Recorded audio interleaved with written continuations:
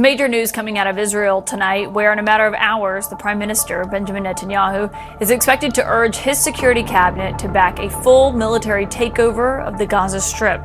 That's according to Israeli media reports that a source tells CNN are accurate. Senior officials close to the Prime Minister are quoted as saying the die is cast, we're going for full conquest. If Israel's military commander doesn't agree, he should resign.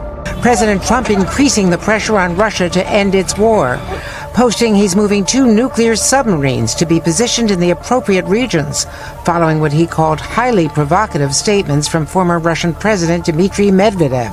After Medvedev called Trump's deadline for Russia to end the war in 10 to 12 days a threat and a step towards war between Russia and the U.S. A threat was made by a former president of Russia, and we're going to protect our people. He was talking about nuclear. When you talk about nuclear, we have to be prepared, and we're totally prepared. It's the first time Trump has issued a nuclear threat against Vladimir Putin. And Gaza now faces a grave risk of famine. I know this is something that's been building up, but we now have 2 indicators that have exceeded the famine threshold.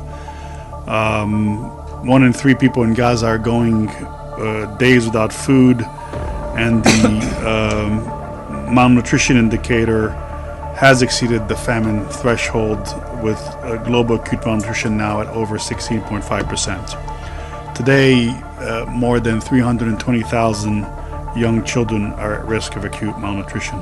A viral outbreak is sweeping through southern China. It's called chikungunya fever, and it's spread by mosquitoes. That same virus is also spreading in France and a few island nations in the Indian Ocean, prompting the World Health Organization to urge member states to step up their guard. A chikungunya epidemic sickened nearly 500,000 people 2 decades ago, and now the WHO says it's seeing signs history could repeat itself. Sun Yang, a high-ranking Chinese health official, says the chikungunya outbreak remains quite severe. Local residents told the Epoch Times that authorities are forcing quarantines.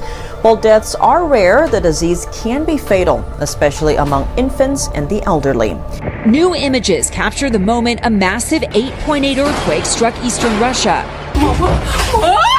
In the hours that followed, more than 100 aftershocks were recorded. Jesus himself warned us in Matthew chapter 24, verses 7 and 8, that these very events are the beginnings of sorrows.